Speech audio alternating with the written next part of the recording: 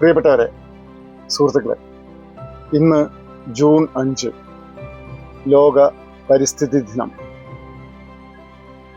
പരിസ്ഥിതി ഏറ്റവും കൂടുതൽ കാത്തു സൂക്ഷിക്കുന്ന, പരിസ്ഥിതിയെ ഏറ്റവും കൂടുതൽ സ്നേഹിക്കുന്ന ഒരു വ്യക്തിത്വമാണ് നമ്മളുടെ കൂടെ ഇന്നുള്ളത്.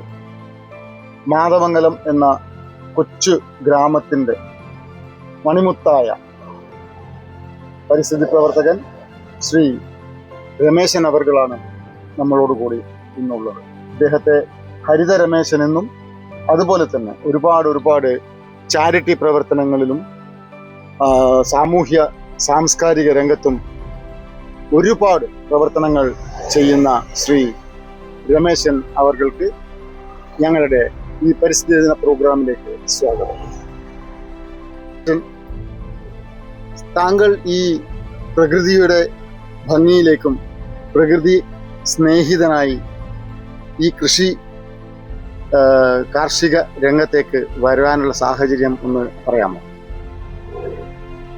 ആ സാഹചര്യം എന്ന് പറയുന്നത്, എൻ്റെ കുടുംബം തന്നെ ശരിക്കും കൃഷിയിൽ, നെൽകൃഷി അതുപോലെ തന്നെ വനം കൃഷിയിലൊക്കെ ചെയ്യുമ്പോൾ അതിൻ്റെ കൂടെ തന്നെ നമ്മളും അച്ഛൻ്റെ കൂടെയും അമ്മയുടെ കൂടെയും പണി ചെയ്തിട്ടുണ്ട്. പക്ഷെ ശരിക്കും നമ്മുടെ ഒരു കൃഷിയായിട്ടുള്ള ബന്ധം വന്നത് ഏകദേശം ഒരു 10 കൊല്ലം ഞാൻ ഈ മാതമംഗലത്തെ കച്ചവടവുമായി ബന്ധപ്പെട്ടുകൊണ്ട് മാതമംഗലം ടൗണിൽ ചാരിറ്റി പ്രവർത്തനങ്ങൾ നടത്തുമ്പോൾ അതിനുള്ള ഒരു വരുമാനം എന്നുള്ള രീതിയിലേക്കാണ് ഈ കൂടുതലായി കൃഷിയിലേക്ക് പോകാൻ വേണ്ടിയിട്ട് മുന്നോട്ട് വന്നത്. സാർ, താങ്കളിപ്പോൾ ചാരിറ്റിയെ പറ്റി പറഞ്ഞു. ഏതൊക്കെ തരത്തിലുള്ള, അല്ലെങ്കിൽ എന്തുകൊണ്ട് ഒരു പെർട്ടിക്കുലർ ആൾക്കാരെ നമുക്ക് സഹായിക്കണം എന്നുള്ള ആ ഒരു ചിന്താഗതിയിലോട്ട് താങ്കൾ എത്തിയത്? നമ്മൾ ആദ്യ പ്രളയവുമായിട്ട് ബന്ധപ്പെട്ടുകൊണ്ട് നമ്മൾ ആലുവയിലും അതുപോലെ തന്നെ വയനാടും സഹായങ്ങളുമായിട്ട് നമ്മളെ മാതമംഗലത്തെ കച്ചവടക്കാരെ സമീപിച്ചുകൊണ്ട് കുടിവെള്ളം വസ്ത്രങ്ങളുമായിട്ടാണ് നമ്മൾ ആദ്യം തന്നെ വയനാട്ടിലേക്ക് പോകുന്നത്. അപ്പോൾ അവരെ വിഷമങ്ങൾ കാണുമ്പോൾ നമ്മൾ കണ്ടതാണ്, സ്വഭാവമായിട്ട് പറഞ്ഞു കഴിഞ്ഞാൽ നമ്മളെ പ്രദേശ പ്രളയങ്ങളോ അങ്ങനെയുള്ള ഒരു പ്രകൃതി ദുരിതമില്ലാത്ത സമയത്ത് അവർക്കുള്ള ആ ദുരിതവുമായി ബന്ധപ്പെട്ടുകൊണ്ട് നമ്മുടെ നാട്ടിലേത്തെ സഹായം അവിടെ എത്തിക്കാൻ പോയപ്പോൾ അവർക്ക് ആ വിഷമം കാണുമ്പോഴാണ് അതുമായിട്ട് ബന്ധപ്പെട്ടിട്ട് നമ്മൾ ഈ ചാരിറ്റിയുടെ പ്രവർത്തനത്തിന് മുന്നോട്ട് ഇറങ്ങാൻ വേണ്ടി തീരുമാനിച്ചത്.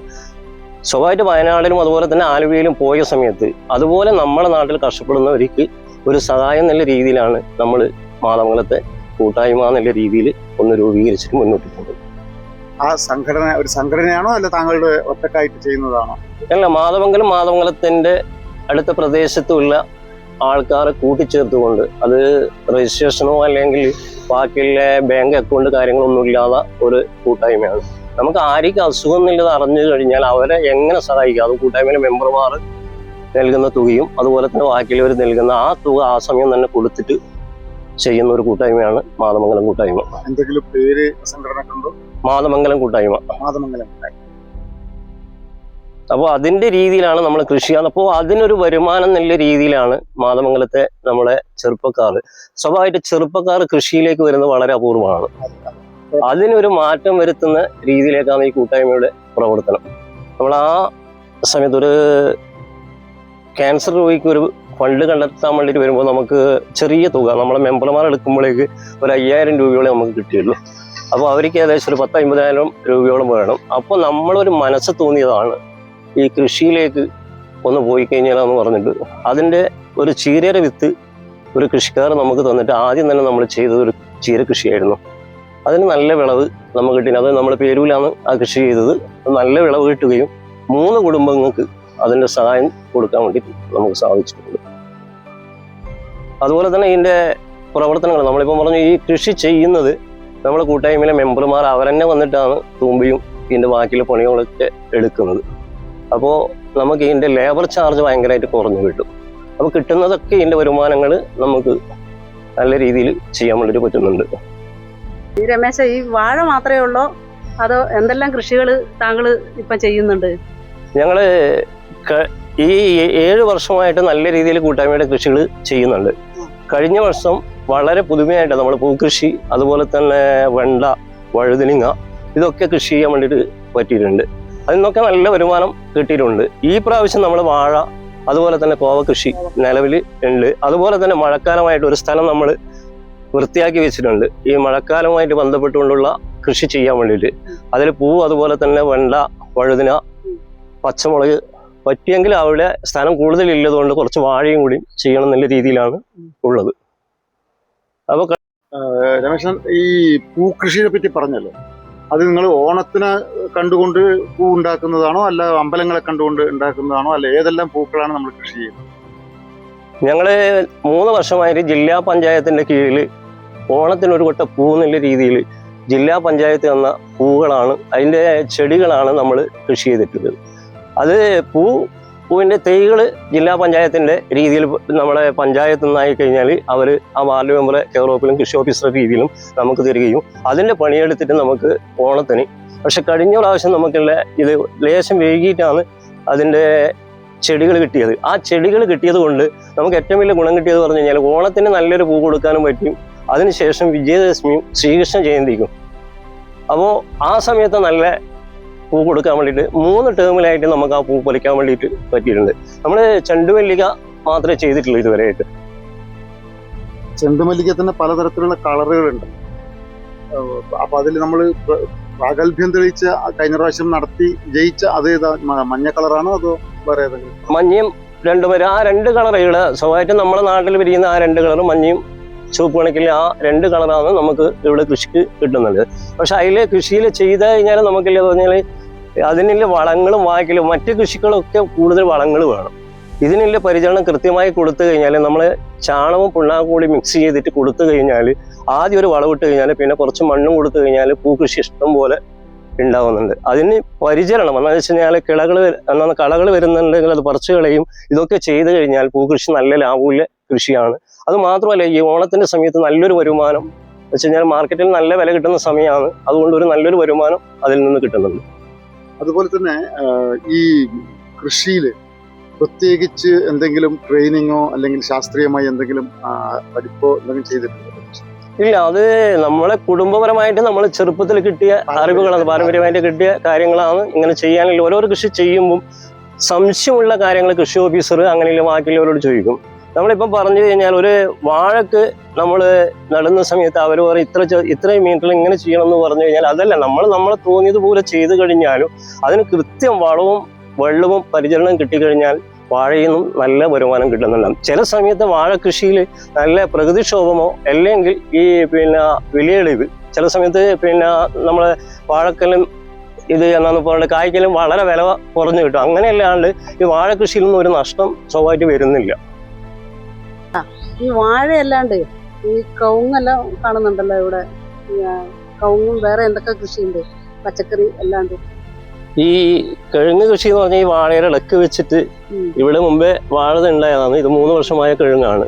ഇതിന്റെ പരിചരണം എന്ന് പറഞ്ഞു കഴിഞ്ഞാൽ നമ്മൾ ആ വാഴ നടുന്ന സമയത്ത് തന്നെ അതിന്റെ ഇടയിൽ കുഴി കുത്തിയിട്ട് കാലിവളം ഉപയോഗിച്ചിട്ട് അത് ചെയ്തത് മാത്രമേ ഉള്ളൂ. അതിന്റെ ഇടയിൽ നമ്മൾ വാഴ ചെയ്യുന്ന സമയത്ത് അതിന്റെ വെള്ളവും അതിന്റെ വളങ്ങളും ഒക്കെ ഈ കിഴങ്ങ് കൃഷിക്ക് കിട്ടും. അതുകൊണ്ട് കിഴങ്ങ് നല്ല രീതിയിൽ പോകുന്നു. അതുകൂടാതെ നമ്മളിപ്പം പറഞ്ഞു കിഴങ്ങ് കൃഷി നമ്മൾ ചെയ്ത് നല്ല പരിചരണം കിട്ടുന്നുണ്ടെങ്കിൽ കൃഷികളിൽ നമുക്ക് ചിലപ്പോൾ നഷ്ടം വന്നു കഴിഞ്ഞാലും പിന്നീടുള്ള അവസരത്തിൽ നല്ല രീതിയിൽ നമുക്ക് ലാഭം കിട്ടാനുള്ള സാധ്യതയുണ്ട്. ഇപ്പം പറഞ്ഞു അടക്കമൊക്കെ പറഞ്ഞാൽ 400 മേലെ വിലയുണ്ട്. പക്ഷെ നമ്മൾ പണിയെടുക്കാൻ വേണ്ടിയിട്ട് നമ്മളിപ്പം പറഞ്ഞു പണിക്കാർ ബാക്കിയുള്ളവർ അതിന് വേണ്ടിയിട്ട് നമ്മൾ ശ്രമിച്ചു കഴിഞ്ഞാൽ കിട്ടൂല. പക്ഷെ നമ്മൾ സ്വയം ചെയ്യുന്നതാണെങ്കിൽ കൃഷികൾ ഏതും നല്ല ലാഭത്തിൽ കൊണ്ടുപോകാൻ വേണ്ടിയിട്ട് പറ്റും. ഈ നമ്മളെ കാണുന്നവർക്ക് വേണ്ടിയിട്ട് ഒരു കഴിഞ്ഞ ശരിക്കും എങ്ങനെയാണ് നിങ്ങൾ ആരംഭം മുതൽ കൃഷി ചെയ്ത് പരിഹരിക്കുന്നത്? ഈ കിഴങ്ങ് ആരംഭം മുതൽ എന്ന് പറഞ്ഞു കഴിഞ്ഞാൽ നമ്മൾ ആദ്യം തന്നെ അതിൻ്റെ തൈകൾ ഇപ്പം മുമ്പേ നമ്മൾ പറഞ്ഞു കഴിഞ്ഞാൽ അടക്ക നമ്മുടെ നാട്ടിൽ നിന്ന് തന്നെ എടുത്തിട്ട് പാകിയിട്ട് മുളപ്പിച്ചിട്ടാണ് ഇത് ചെയ്യുന്നത്. പക്ഷെ ഇന്നത്തെ കാലഘട്ടത്തിൽ പറഞ്ഞു കഴിഞ്ഞാൽ നമ്മൾ സാധാരണ നാട്ടിലേക്ക് അടക്ക പാകിയിട്ട് ചെയ്യുമ്പോൾ എന്ന് പറഞ്ഞാൽ 5-6 കൊല്ലം കഴിഞ്ഞ് കഴിഞ്ഞാൽ മാത്രമേ ആ കിഴങ്ങിന് നമുക്ക് ഉൽപാദനം കിട്ടുമല്ലോ. പക്ഷെ ഇന്ന് മംഗള അങ്ങനെയുള്ള കിഴങ്ങ് തൈകൾ നമ്മൾ വാങ്ങിച്ചു വെച്ച് കഴിഞ്ഞാൽ 3ാമത്തെ കൊല്ലം കൊണ്ട് തന്നെ ഇതിൻ്റെ വിളകൾ കിട്ടുന്നുണ്ട്. അപ്പോൾ നമ്മളത് ചെയ്യേണ്ടതെന്ന് പറഞ്ഞു കഴിഞ്ഞാൽ നമ്മൾ ചതുരത്തിലുള്ള കുഴിയെടുത്തിട്ട് അതിൽ കാലിവളം ഉപയോഗിച്ചിട്ടാണ് നമ്മൾ ആദ്യം തന്നെ ഈ കിഴങ്ങ് തൈ വെക്കുന്നത്. അപ്പോൾ അതിന് പരിചരണം എന്നുള്ള രീതിയിൽ എന്ന് പറഞ്ഞു കഴിഞ്ഞാൽ ഒരു 3 മാസം കഴിയുമ്പോൾ അതിൻ്റെ കാടും കാര്യങ്ങളൊക്കെ വരുമ്പോൾ അതൊക്കെ ചെത്തി വൃത്തിയാവുകയും അതുപോലെ തന്നെ വെയിൽ കാര്യങ്ങളൊക്കെ അടിക്കുന്നുണ്ടെങ്കിൽ അതിന് പൊതകുത്തിയിട്ട് അതിനെ സംരക്ഷിക്കുകയും ചെയ്യണം.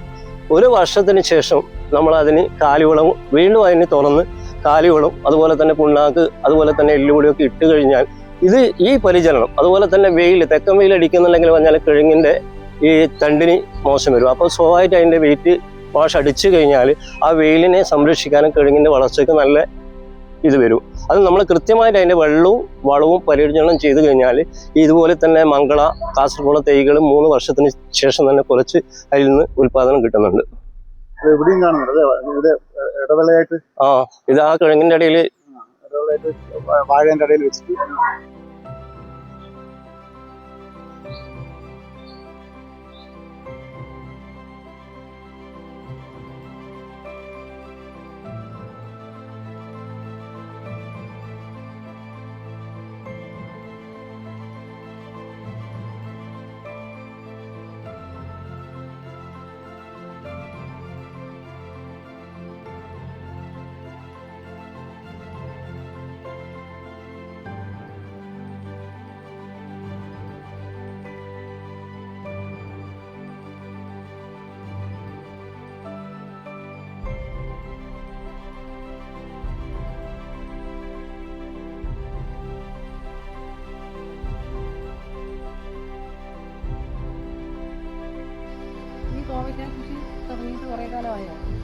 ഈ കോവക്ക കൃഷി തുടങ്ങിയിട്ട് ഏകദേശം 5 മാസമായി.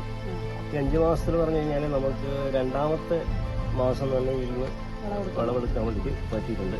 പിന്നെ കോവക്ക കൃഷിയുടെ പ്രത്യേകത എന്ന് പറഞ്ഞു കഴിഞ്ഞാൽ നമ്മളെ മറ്റ് കൃഷികളെ സംബന്ധിച്ച് കീടങ്ങളെ വളരെ കുറവേ ഇതിനെ ആക്രമിക്കുള്ളൂ. അപ്പോൾ ഇതിൽ നിന്ന് കിട്ടുന്ന ഉൽപ്പാദനങ്ങളൊക്കെ നമുക്ക് വിപണിയിൽ എത്തിക്കാൻ വേണ്ടിയിട്ട് പറ്റും. അതുപോലെ തന്നെ ഇതിൻ്റെ കൃഷി കോവയുടെ ഒരു തണ്ട് നമുക്ക് ഇപ്പം വ്യത്യസ്തമായ തണ്ടുകളാണ്. ഏകദേശം 20 തടത്തോളാണ് കോവ നമ്മൾ നട്ടിട്ടുള്ളത്. അതിൽ നിന്ന് 3 ഐറ്റമാണുള്ളത്. ഒരു വണ്ണം വെച്ചതും ഒരു നീളം വെച്ചതും ഒരു മീഡിയം, അങ്ങനെ 3 ടൈപ്പ് കോവയ്ക്കാണ് ഇതിൽ നിന്ന് നമുക്ക് ഉൽപ്പാദനമായിട്ട് കിട്ടിയിരിക്കുന്നത്. സാധാരണ ഒരു കുഴിയെടുത്തിട്ട് അതിൽ വെക്കും. അതിനുശേഷം തണ്ടിലേക്കൂടെ അന്നേരം തന്നെ നമ്മൾ അടിവളമായിട്ട് കാലിവളം, അതുപോലെ തന്നെ വേപ്പും പിണ്ണാക്ക്, അതുപോലെ തന്നെ എല്ലുപൊടി ഇതൊക്കെ ഇട്ട് കഴിഞ്ഞാൽ പിന്നെ ഭാവിയിലേക്ക് വലിയ വളമൊന്നും ചേർക്കേണ്ട രീതിയിൽ വരുന്നില്ല. പക്ഷെ നമുക്ക് ഗുണം കിട്ടിയത് പറഞ്ഞു കഴിഞ്ഞാൽ നമ്മുടെ ഇത് പിന്നെ കടലപ്പിണ്ണാകും അതുപോലെ തന്നെ പച്ച ചാണകം കൂടി മിക്സാക്കിയുള്ള ആ ലായനി നല്ലോണം ഒഴിച്ചത് കൊണ്ട് ഇതിന് നല്ലോണം ഉൽപ്പാദനം കിട്ടിയിട്ടുണ്ട്. ഈ തണ്ടെന്ന് തന്നെ ഏകദേശം എന്ന് പറഞ്ഞു കഴിഞ്ഞാൽ ഒരു 25 കിൻഡലോളം നമുക്ക് പറിച്ചിട്ടുണ്ടാവും. അതുപോലെ തന്നെ ഇതൊക്കെ ഇതിൽ നിന്ന് കിട്ടിയ വരുമാനങ്ങളൊക്കെ നമ്മൾ ചാരിറ്റി പ്രവർത്തനത്തിന് വേണ്ടിയിട്ടാണ് ചെയ്തിരുന്നത്. നമ്മൾ 2 ആൾക്ക് ചികിത്സാ സഹായം കൊടുക്കുകയും അതുപോലെ തന്നെ 3ാമത് ഒരാൾക്ക് കൂടി കൊടുക്കാനുള്ള സംഖ്യ കൂടി നമുക്ക് ഇന്ന് കിട്ടിയിട്ടുണ്ട്. അതുപോലെ തന്നെ ഇത് നമ്മൾ പറഞ്ഞാൽ ഈ കൃഷിയിലേക്ക് നമ്മൾ പറഞ്ഞു ചില കൃഷിയിൽ നഷ്ടം വരും. പക്ഷെ ആ നഷ്ടം വന്നു കഴിഞ്ഞാലും വേറൊരു കൃഷിയിൽ നല്ല രീതിയിലുള്ള ലാഭം കിട്ടും. ഇത് അതുപോലെ തന്നെ പണിയുമില്ല. ഇതിന് കാര്യമായിട്ട് വെള്ളം, അതുപോലെ തന്നെ വളവും വളരെ കുറവായിട്ട് ഇതിന് വേണ്ടു. പിന്നെ അതിന്റെ സമയത്ത് ഇത് അധികം എന്താണെന്ന് വെച്ചാൽ കൃത്യമായിട്ട് പറിച്ചെടുത്തില്ലെങ്കിൽ ഇത് മൂത്തിട്ട് അത് കൊളുത്തിട്ട് ഇതാവും. പിന്നെ അതിന്റെ ബാക്കിയുള്ള ശീലങ്ങളിൽ ഉൽപ്പാദനം കുറയും. പറിച്ചില്ലെങ്കിലും അതിന്റെ ഉൽപ്പാദനം പറിച്ച് ചെയ്യും തോറും അത് വളർന്നുകൊണ്ടേയിരിക്കും. അതിന്റെ ഉൽപ്പാദനം കൂടിക്കൊണ്ട് നമ്മള് മാതമംഗലം കൂട്ടായ്മയിൽ 40ഓളം പേരാണ് ഉള്ളത്. അതില് കുറച്ചാള് വിദേശത്തുണ്ട്, ബാക്കി കുറച്ച് നാട്ടിലുള്ളവരാണ്. പക്ഷെ നമ്മൾ ഈ കൂട്ടായ്മയുടെ പ്രവർത്തനം എന്ന് പറഞ്ഞു കഴിഞ്ഞാൽ നമ്മൾ ചെയ്യുന്ന പ്രവൃത്തി കണ്ടു കഴിഞ്ഞിട്ട് ബാക്കിയുള്ളവരും നമ്മളെ ഈ കൂട്ടായ്മയിലെ മെമ്പർമാരല്ല. എന്ന് വെച്ച് കഴിഞ്ഞാൽ അതിൽ കൂടുതൽ ആളുകളെ ആഡ് ചെയ്യുകയൊന്നും ആ ഗ്രൂപ്പിലൊന്നും ചെയ്തിട്ടില്ല നമ്മൾ. പക്ഷെ നമ്മൾ ചെയ്യുന്ന പ്രവർത്തനം കണ്ടുകൊണ്ട് നമ്മളെ സഹായിക്കണം. നമ്മളിപ്പോൾ ഇന്നപോലെ ഒരു ചാരിറ്റി ചെയ്യുന്നുണ്ട്. ഇന്നപോലെ ഒരാളെ ക്യാൻസർ രോഗിയാണ്, അയാളെ സഹായിക്കണം എന്ന് പറയുമ്പോൾ അത് നമുക്ക് തന്നെ അധികമായിട്ട് കിട്ടില്ല. നമ്മളൊരു കൂട്ടുകാരൻ്റെ അനിയന് ക്യാൻസർ രോഗം വന്നു. അപ്പോൾ നമ്മളിതുവരെ ചെയ്യുന്നുണ്ട് എന്ന് പറഞ്ഞിട്ട് ഒരു ആളാണെന്നുണ്ടെങ്കിൽ ഒരു 3 ലക്ഷത്തിന് മേലെ രൂപ നമുക്ക് കൊടുക്കാൻ വേണ്ടിയിട്ട് പറ്റിയിട്ടുണ്ട്. അതുപോലെ തന്നെ നമ്മളിപ്പോൾ ശ്രീനിധി ബസ് കേന്ദ്രീകരിച്ചുകൊണ്ട് ഏകദേശം ഒരു 4ഓ 5ഓ യാത്രകൾ, കാരുണ്യ യാത്രകൾ ഈ ബസ്സുമായിട്ട് ബന്ധപ്പെട്ട് നടത്താൻ വേണ്ടിയിട്ട് ശ്രീനിധിക്ക് അവർ സഹായിച്ചിട്ടുണ്ട്. അപ്പോൾ എല്ലാവരും നമ്മളോട് ഇങ്ങോട്ട് തന്നെ തേടി വരുന്ന രീതിയിലേക്ക് ഈ കൂട്ടായ്മ വളർന്നിട്ടുണ്ട്.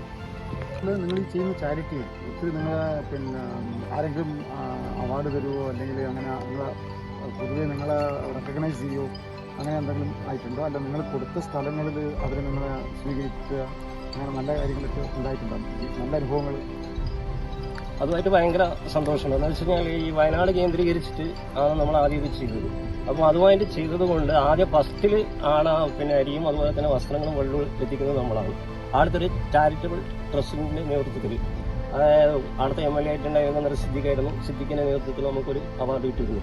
അതിനുശേഷം നമുക്ക് നിരവധി അവാർഡുകൾ ഈ കാരുണ്യ പ്രവർത്തനം, ഇത് കൃഷി എന്നുകൂടിയും അതുപോലെ തന്നെ കാരുണ്യ പ്രവർത്തനത്തിന്റെയും രീതിയിൽ അവാർഡ് കിട്ടുന്നത്. ഈ കഴിഞ്ഞ പ്രാവശ്യം മാതൃ കേന്ദ്രീകരിച്ച് പ്രവർത്തിക്കുന്ന മന്യൻ നാരായണൻ ട്രസ്റ്റ് നമ്മളെ ഈ കൃഷിയിൽ നിന്ന് കിട്ടുന്ന വരുമാനങ്ങൾ ചാരിറ്റിക്ക് കൊടുക്കുന്നത് കൊണ്ട് അതിന്റെ അവാർഡ് മുന്നേ MLA ടീം അതുമായിട്ടാണ് നമുക്ക് മാതാമംഗലത്ത് വെച്ചിട്ട് തന്നെ ഒരു ഫംഗ്ഷനിൽ വെച്ചിട്ട് തരികയാണ്. ഇങ്ങനെയുള്ള പ്രവർത്തനങ്ങൾ ചെയ്യുമ്പോൾ ഇങ്ങനെയുള്ള അംഗീകാരങ്ങൾ കിട്ടുമ്പോൾ നമുക്ക് ഭയങ്കര സന്തോഷമാണ്. അന്നേരം നമ്മളിത് കൂടുതൽ ആളുകൾ ഇതിലേക്ക് വരാൻ വേണ്ടിയിട്ട് നിൽക്കുന്നുണ്ട്. നല്ല അഭിമാനം. മാതമംഗലം കൂട്ടായ്മ എന്ന് പറയുന്നില്ലേ, എത്ര പേരുണ്ട്? മാതമംഗലം കൂട്ടായ്മയിൽ ഏകദേശം 40 പേരേ ഉള്ളൂ. ഇപ്പൊ രമേശൻ, ഈ സ്ഥലം നിങ്ങളുടെതാണ്, സ്വന്തം സ്ഥലമാണോ? സ്വന്തമല്ല, നമ്മളൊരു കൂട്ടായ്മയിലെ 3 ആളെ സ്ഥലമാണിത്. ഇതെന്തിനാ ഇങ്ങനെ വൃത്തിയാക്കി വെച്ചിട്ട്? ഇത് മഴക്കാല കൃഷിക്ക് വേണ്ടിയിട്ട് നമ്മൾ നിലം ഉഴുതു വെച്ചതാണ്. ഇതിൽ കഴിഞ്ഞ പ്രാവശ്യം തന്നെ നല്ല രീതിയിലുള്ള കൃഷി ചെയ്യാൻ വേണ്ടി നമുക്ക് പറ്റിയിട്ടുണ്ട്. അപ്പോൾ ഈ പ്രാവശ്യം നമ്മൾ ചെയ്യാൻ ഉദ്ദേശിക്കുന്നത് പറഞ്ഞു കഴിഞ്ഞാൽ ജില്ലാ പഞ്ചായത്തിന്റെ രീതിയിൽ ഒരു വട്ട പൂ കിട്ടുന്നുണ്ടെങ്കിൽ പൂ കൃഷിയും അതുപോലെ തന്നെ വെണ്ട, അതുപോലെ തന്നെ പച്ചമുളക്, വഴുതനി, ഇതൊക്കെ ചെയ്യാനാണ് നമ്മൾ ഇതൊക്കെ ഇത് ഇട്ടിട്ടുള്ളത്. ഇനി കുമ്മായം അതുപോലെ തന്നെ കാലുവണി ഇതൊക്കെ അതിന്റെ അടിവളമായിട്ട് ചേർത്തുകൊണ്ട് ഈ കൃഷി ഉടൻ തന്നെ തുടങ്ങണമെന്നാണ് പറയുന്നത്. ഇതിനൊക്കെ അധ്വാനിക്കാൻ ചെറുപ്പക്കാർ ഈ നമ്മുടെ മാതമംഗലം കൂട്ടായ്മയിലെ പ്രവർത്തകരാണ്